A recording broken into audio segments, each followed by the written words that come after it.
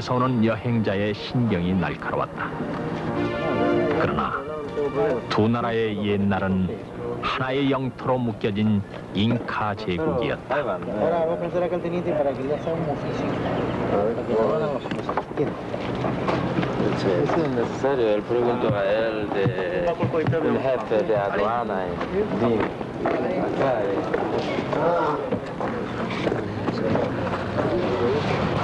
Lima, Titicaca, Lago Titicaca, Machu Picchu. 남미에 들어온 뒤 처음으로 취재팀은 색다른 모습을 볼 수 있었다. 인디오였다. 검은 눈, 검은 머리, 튀어나온 광대뼈. 역사의 갈피에서 삐져나온 잉카의 후손들이었다. 잉카의 단서를 여기서 발견한 것 같았다. 그러나 이들에게서 잉카의 참모습을 볼 수는 없었다. 역사에 동화된 20세기 페루인일 뿐이었다. 취재팀은 잉카의 원형을 찾아서 갈 길을 재촉했다.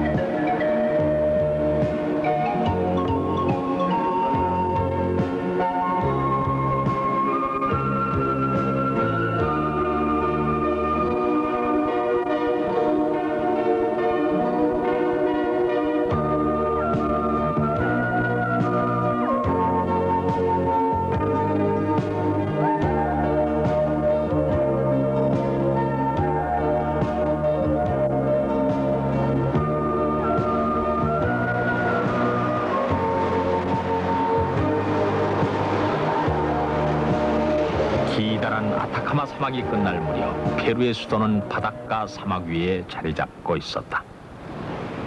570만 인구를 가진 리마는 1년 내내 해를 볼 수 없는 습기 찬 날씨로 끈적거리고 있었다.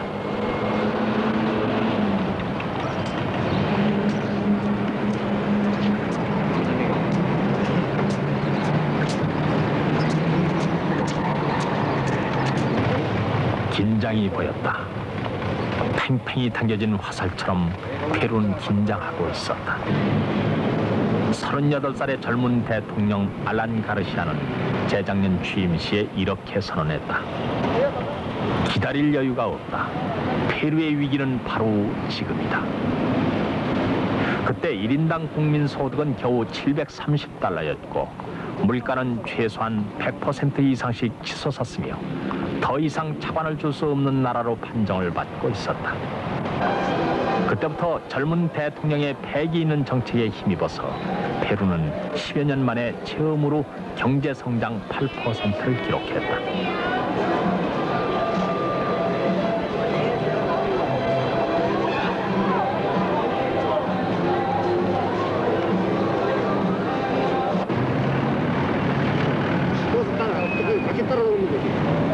페루는 그러나 아직도 해야 될 일들이 남아 있었다.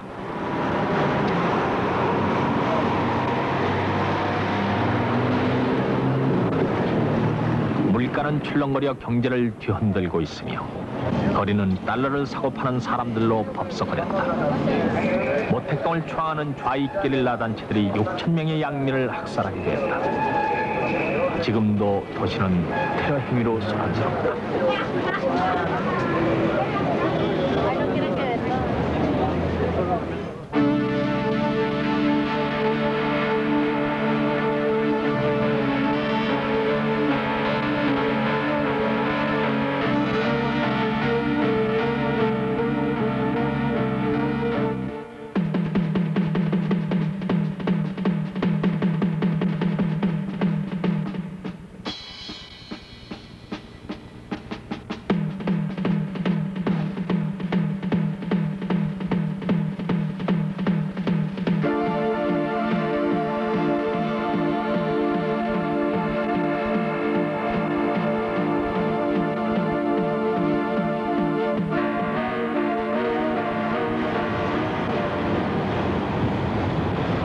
페루는 남미 최고의 인디오 문명인 잉카 제국의 본거지였다.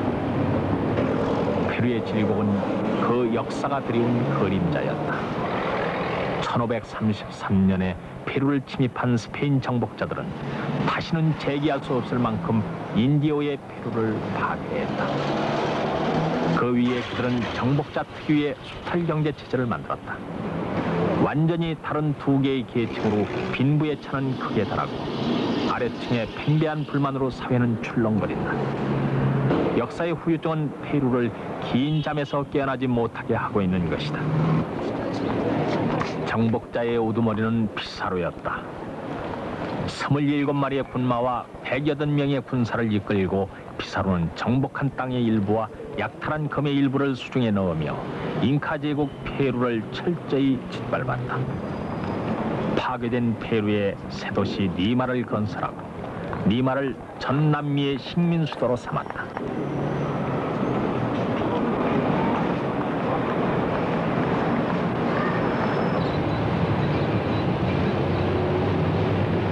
그와 함께 피사로는 잉카의 정신을 개조할 목적으로 남미에서 가장 큰 성당을 짓게 했다.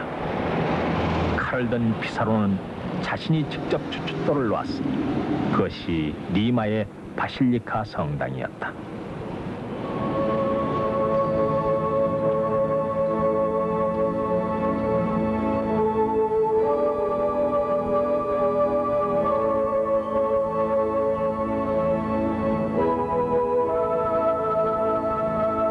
정복자 피사로는 그가 세운 성당 안에 미라로 누워있다.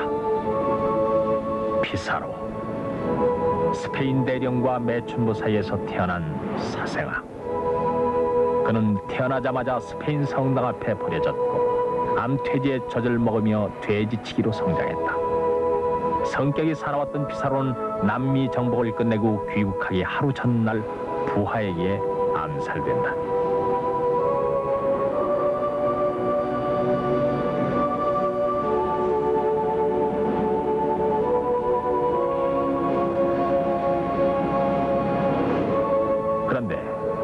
암살당한 피사로의 시신을 들어 그가 세운 성당에 안치한 사람들은 옛부터 황제의 시신을 미라로 보존했던 잉카 제국의 인디오들이었다.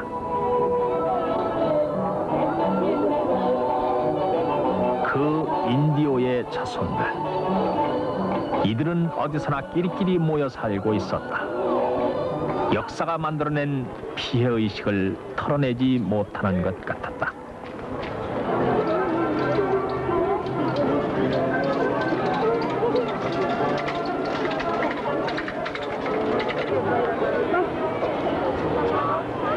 딱 꼬집어서 누구라 할 수는 없지만, 딱 꼬집어서 언제라 할 수는 없지만, 언젠가 어디선가 봤던 것만 같은 이 사람들, 머릿속 깊은 어디에서 금방이라도 튀어나올 것만 같은 이 낯설지 않은 모습들, 이들이 바로 남미의 첫 주인이자 원형질이었던 것이다.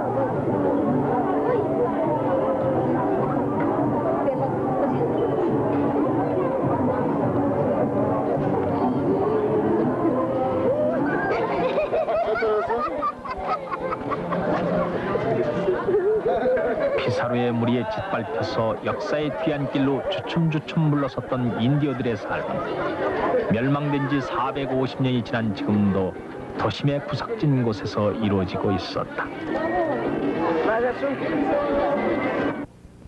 한때 남북 4천여 킬로에 이르는 대제국을 건설했고 남미 최고로 손꼽히는 잉카 문명을 꽃피웠던 그들, 어째서 그 안데스 산맥에 빛나던 문명의 황금 방패는 빛을 잃었고 어째서 그로부터 그들의 후예는 역사의 뒤안길에서 서성이는 삶을 이어와야 했던 것인가. 제국 초유의 날 태양의 신이 끝내 우리를 버렸다고 절규한 잉카 황제의 통화는 무엇이었을까? 과연 잉카 제국의 소멸은 태양신의 버림 때문만이었을까? 저희들은 그 같은 의문을 풀어보기 위해서 이제부터 그들이 남긴 문명의 유적을 더듬어가면서 시간 속으로의 역사 기행을 시작해 보도록 하겠습니다.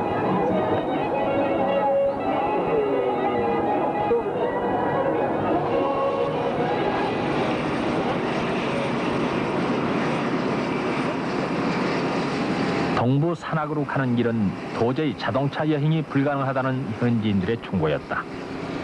안데스는 어디서나 남미의 생존 양식을 일방적으로 결정해버리는 횡포를 부리고 있었다.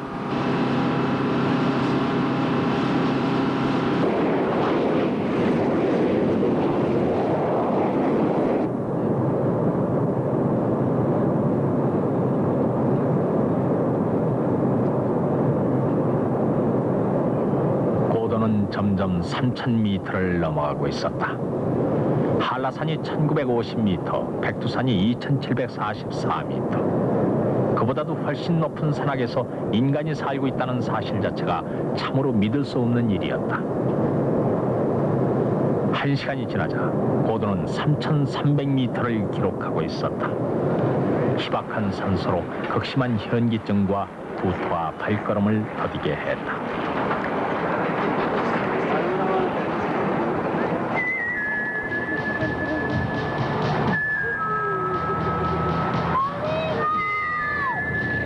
그 모습이 보였다. 백과사전 갈피 속에 있던 그 모습과 그 사람들이었다. 남미의 인간사가 시작될 때부터 이 높은 안데스를 지켜온 혈맥의 말단이었다.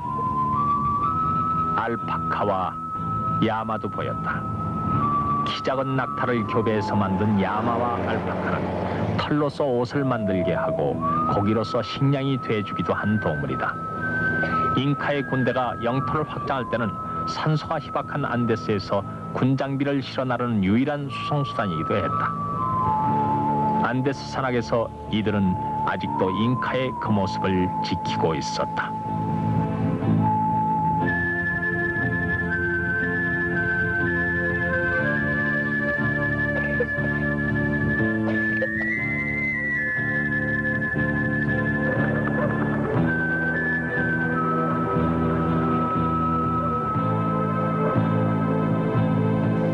잉카의 수도 쿠스코는 3,300고지에 자리 잡고 있었다. 리마 동쪽 580km 지점에서 사라진 잉카 제국의 존재를 증거하고 있었다. 한때는 남미의 자존심을 품고 있었던 고대사의 중심지였다. 잉카 제국이란 13세기 초에 건설돼서 16세기 중반에 소멸된 남미 최초의 통합국가였다. 어지럽게 흩어져 사는 인디오 부족을 통합해서 이 쿠스코를 중심으로 콜롬비아 남부에서 칠레 중부에 이르는 4,000km의 대영토, 그리고 1,100만 인구를 가진 나라였다. 나라도 잉카라고 말하고 그 백성도 잉카라고 말한다.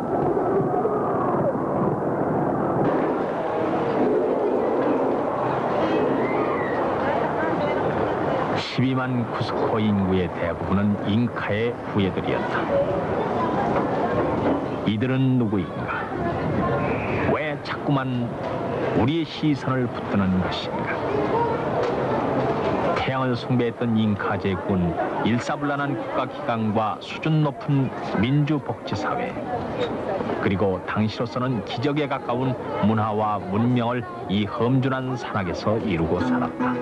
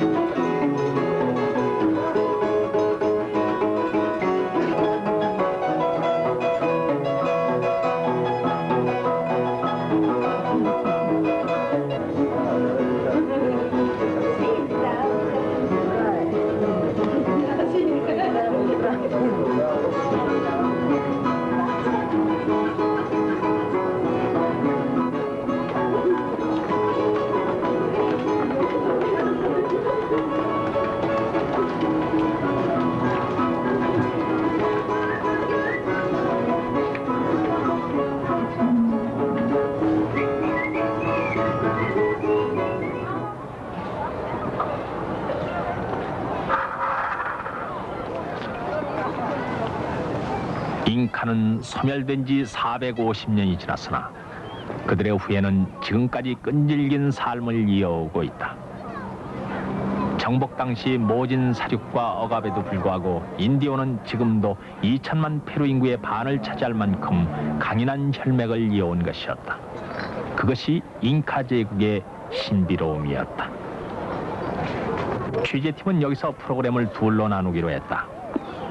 먼저 아직도 완벽하게 남아있는 잉카 도시 마추픽추로 가서 잉카 문명의 윤곽을 파악하고 이를 바탕으로 우리를 궁금하게 하는 이들의 삶을 뒤편에서 캐볼 계획이었다.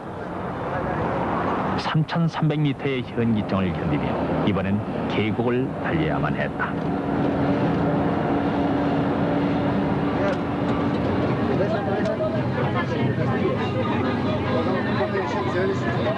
그들의 도시 마추픽추는 양옆이 완전 차단된 우루밤바 계곡을 동쪽으로 110km나 달려야 했다.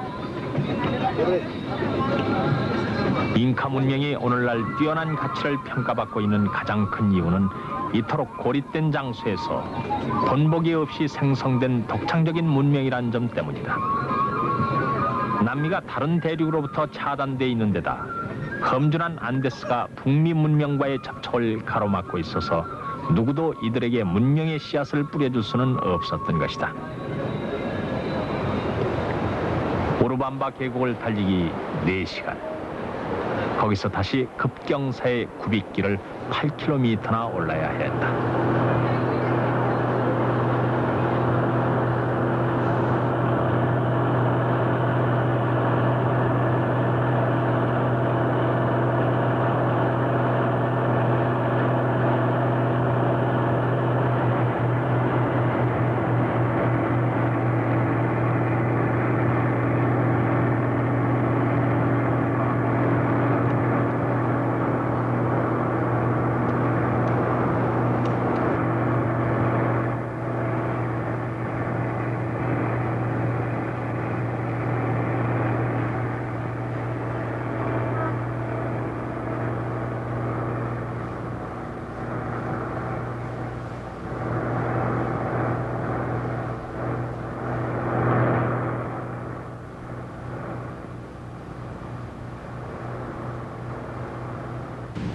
동구밖을 지나자 험준한 산악의 틈을 비집고 저 멀리 마추픽추는 서 있었다.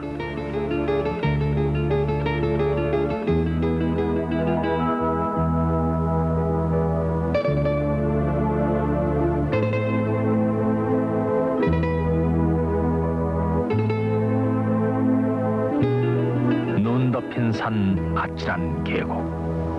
해발 2,700m의 드높은 산악에서 살기 위해 안간힘을 썼던 인디오의 가쁜 숨결이 느껴져 왔다. 덩그랗게 서 있는 집이며 벼랑 끝에 서 있는 마을 등 다가서는 길목마다 두서없이 전개되는 모습들이 안쓰러움을 더해주고 있었다. 한국 방송 사상 처음으로 마추픽추를 만나는 순간이 다가오고 있었다.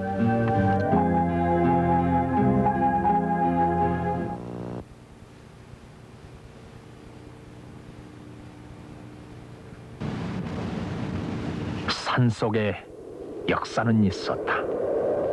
드디어 대마추픽추였다. 갑자기 500년 과거를 삭제하고 대뜸 잉카와 마주서는 것 같았다.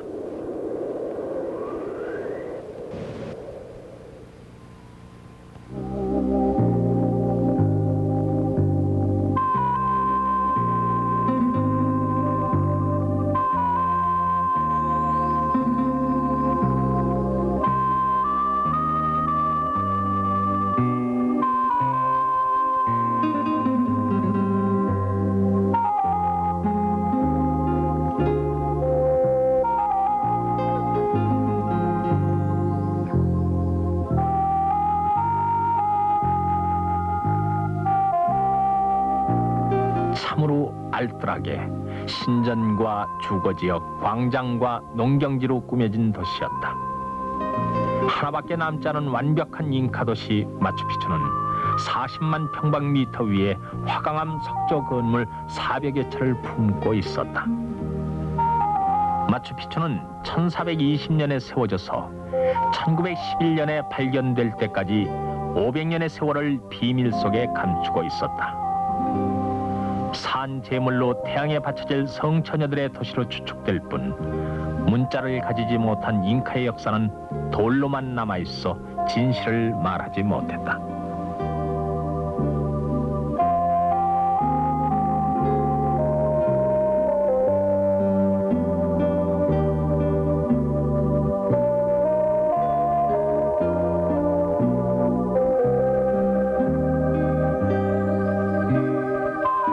도시 폭판에는 태양과 물과 지신의 신전들이 위아래로 자리 잡고 있었다.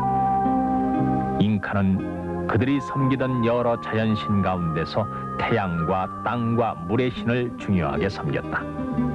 생존을 결정하는 양식을 얻어야 했기 때문이다. 문자와 숫자를 가지지는 않았지만 셋이라는 개념은 알고 있었다.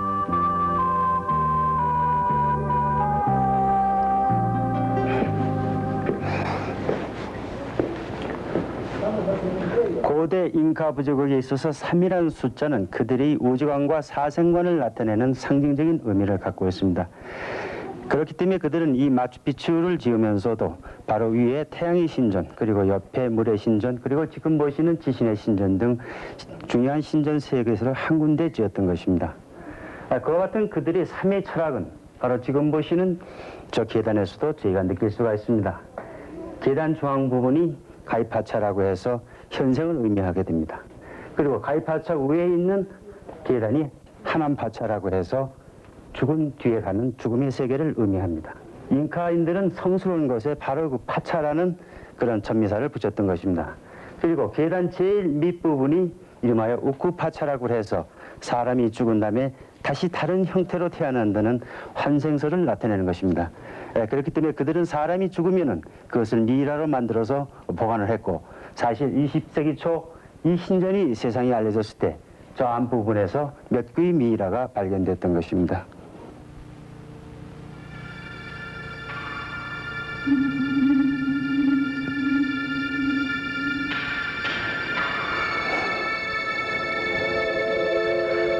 깎아지는 벼랑 위에 감옥을 지어두고 기강을 바로잡는 본보기로 삼았다. 바위가 독수리를 닮았다 해서 독수리 신전이라고도 불린다. 잉카 제국은 놀랄 만큼 체계적인 국가 조직을 가지고 있었다. 모든 권력은 황제가 쥐고 있었고 그 밑에 장관과 지방장관, 고래 수령과 같은 관리를 두었다. 이 시대와 완전히 닮은 조직 개념이었다. 어지러운 1500년대에는 세계에서 가장 잘 통치된 나라였다. 그러나 그 어떤 조직도 황제의 허락 없이는 움직일 수 없었다. 횡적인 융통성이 없는 극단적인 종적 체제는 그 훗날 잉카의 치명적인 약점으로 작용하게 된다.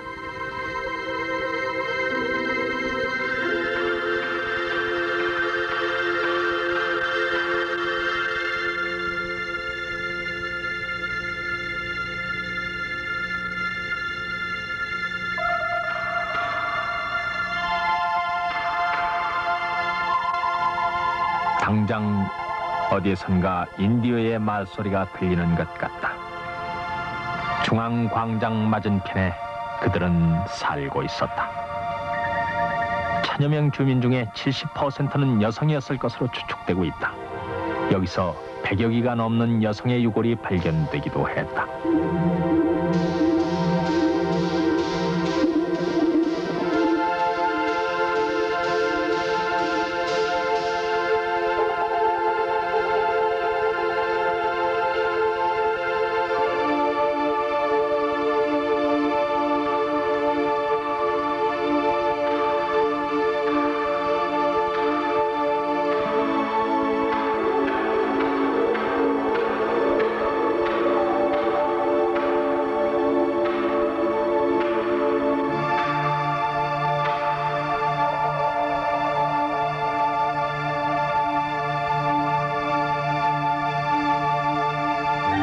잉카 제국은 완벽한 사회보장 제도를 실시하는 나라였다.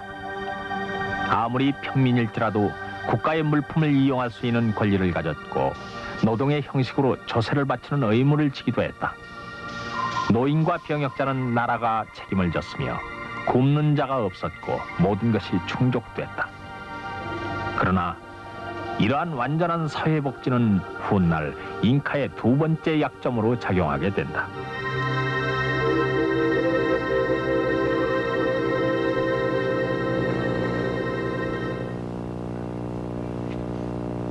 그들은 누구였을까?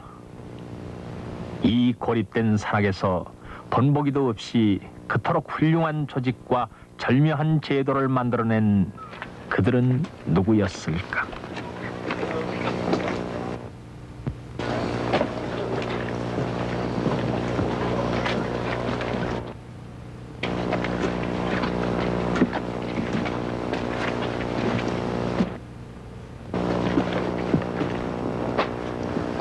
애초에 남미는 인간이 살지 않은 거칠은 땅이었다.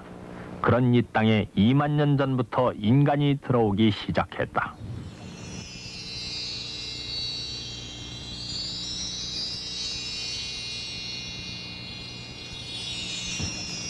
황갈색 피부에 곧고 검은 머리, 검은 눈, 낮은 코에 튀어나온 광대뼈. 이들은 아시아로부터 온 동양인 몽골리안들이었다. 페루의 인디어들이 그토록 우리와 닮았던 것은 바로 똑같은 인종의 후예들이었기 때문인 것이었다. 아시아와 북미가 하나로 연결돼 있던 빙하기에 이들은 시베리아로부터 북미를 거쳐 남미로 내려왔다. 그리고 수없이 많은 세월이 지나 안데스 산악에 그 잉카 제국을 건설했던 것이다.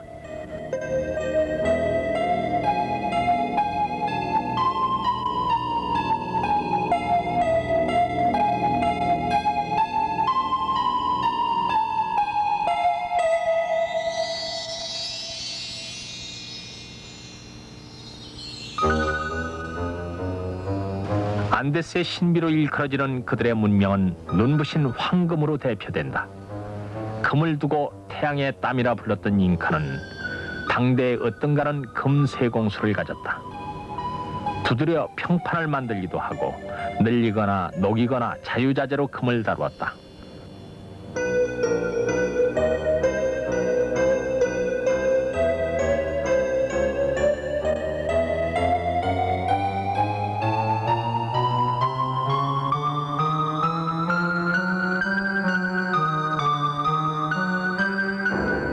상징적인 무기도 금으로 만들고 낚싯바늘, 제사용구, 황제 장갑 등 무엇이든 그들은 금으로 만들었다. 무진장한 금부치가 이 땅에는 있었다. 잉카에게 금이란 이 시대의 철과 같은 실용품에 불과했다. 잉카를 무너뜨린 스페인 정복자들은 8톤 이상의 금 제품을 무참히 녹여서 가져갔다.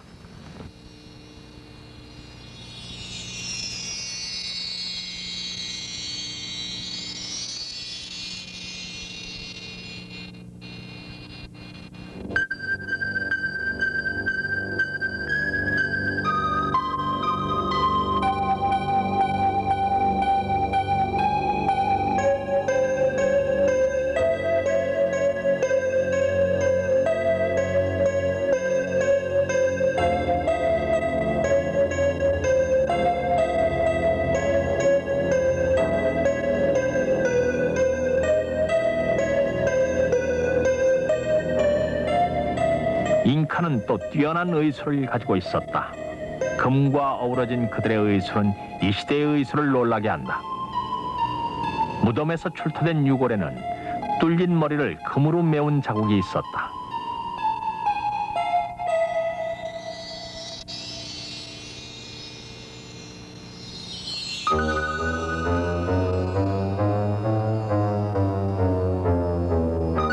뿐만 아니라 그들은 금리를 만들어 쓰기도 했다.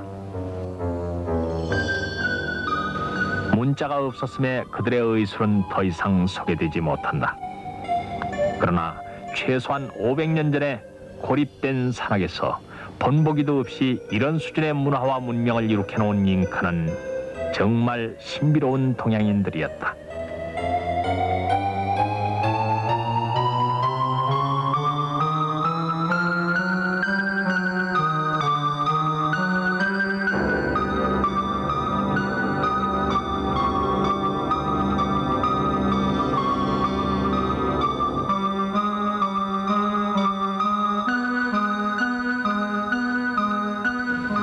잉카는 또 직업의 분화가 이룩된 제국이었다. 기하학적 문의를 가진 체문 토기 등 개성적인 토기들은 쿠스코에 사는 전문 기술자들이 만든 것이라고 알려져 있다.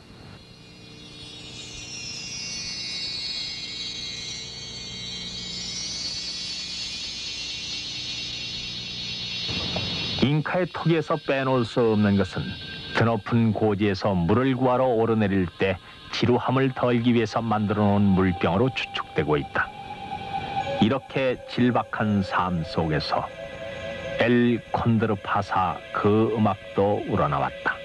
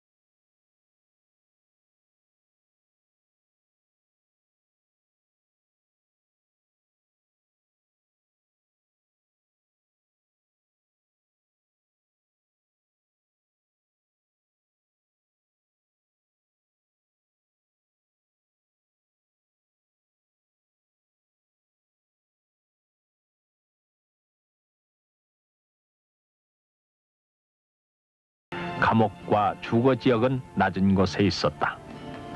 세 개의 창문들은 모두 동쪽으로 뚫려 있다.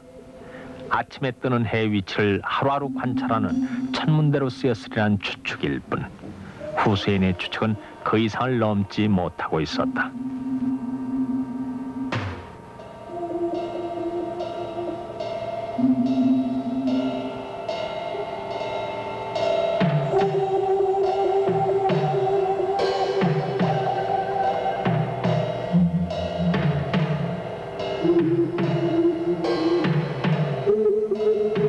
잉카의 건축술은 금세공술과 함께 뛰어난 두 가지로 평가받고 있다.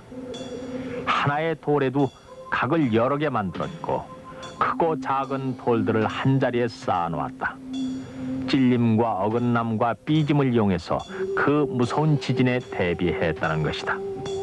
지혜가 여기까지 이르는데 얼마나 많은 경험을 겪었을까.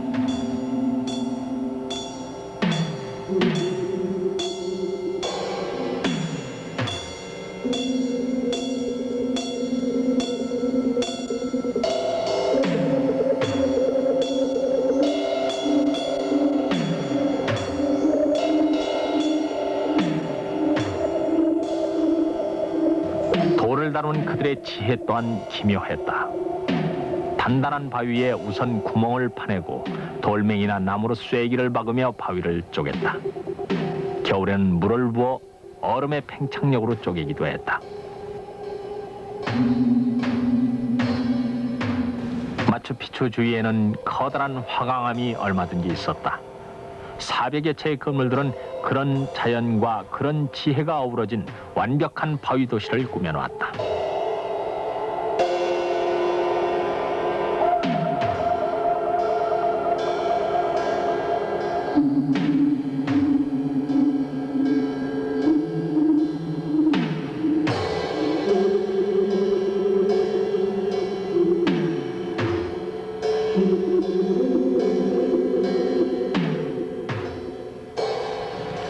잉카는 또 신석한 교통망을 가지고 있었다. 골짜기와 산속으로 실핏줄 같은 길을 만들고 그 길에 훈련된 파발꾼들이 정보와 명령을 들고 뛰었다. 파발꾼은 그 당시 세계에서 가장 빠른 통신수단이었다. 이러한 도로가 공적으로 쓰이는 것만 해도 11,000km나 됐다.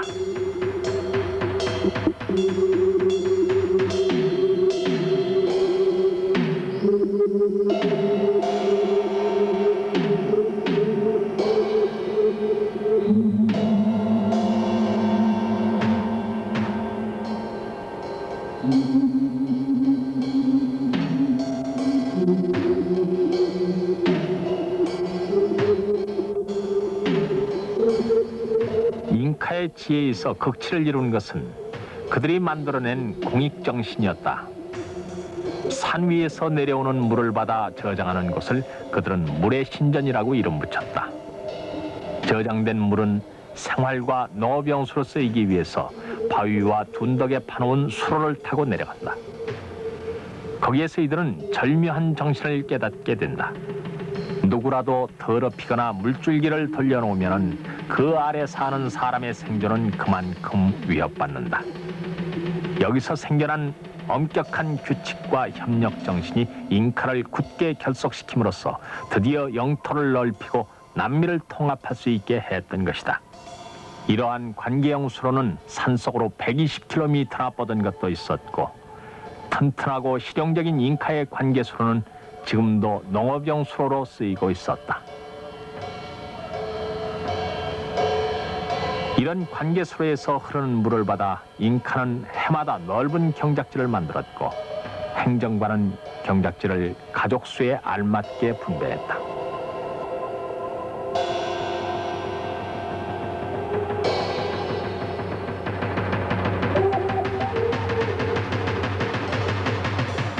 잉카는 그 경작지에 옥수수와 감자와 담배와 땅콩 등 30여 종의 농작물을 재배했다. 이들은 모두 잉카 땅이 원산지였다. 창고마다 곡식이 넘쳤고 집집마다 태평가가 울렸던 것이다.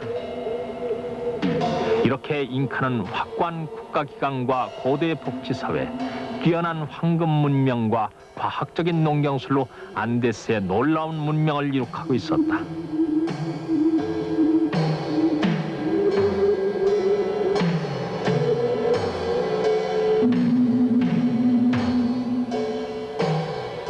그러나 잉카는 무너졌다. 잉카가 무너져버리기까지는 오랜 시간이 걸리지 않았다. 완벽한 복지는 실현했으나 백성은 안일에 빠져 용맹함을 잃었고, 일사불란한 지휘체제는 갖췄으나 횡적인 융통성을 잃어 기동력을 상실했으며, 문자가 없어서 뜻을 서로에게 쉽게 전할 수가 없었다. 그래서 말을 탄 스페인 군사가 몰려왔을 때 그들의 몸은 갑자기 굳어버린 것이었다. 그러나 그보다도 더 중요한 것은 배다른 두 형제의 내분이었다. 제국을 반씩 물려받은 두 형제는 치열한 싸움 끝에 하나가 진다. 패배한 동생은 스페인 정복자위부터 형의 마지막 숨을 끊어버린다. 그렇게 해서 잉카는 멸망하고 이 도시 마추픽추도 수명을 끝마치게 되는 것이다.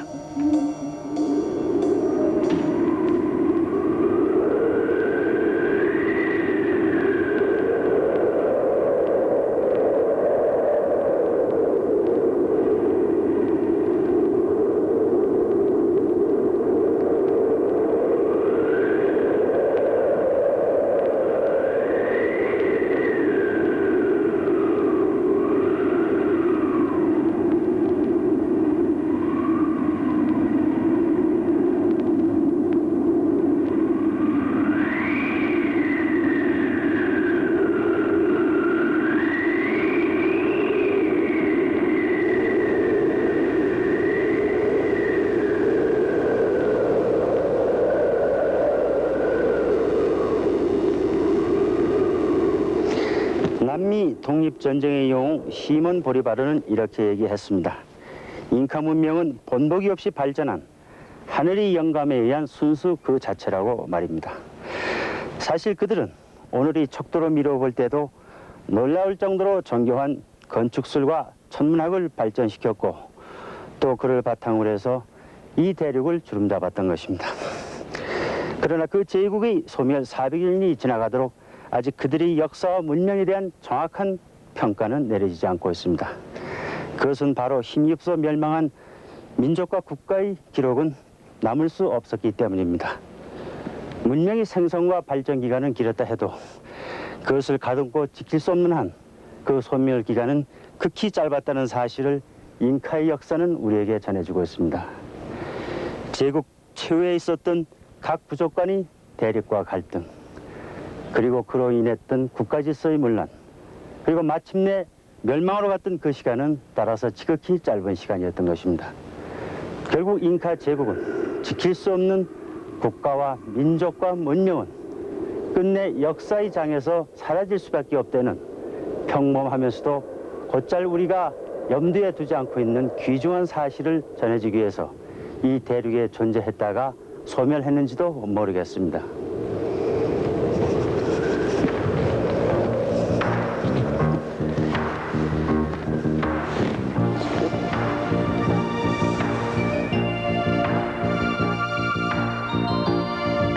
취재는 계속된다. 잉카의 그 무엇이 우리를 닮았는가? 그들은 어떤 삶을 살아가고 있는가?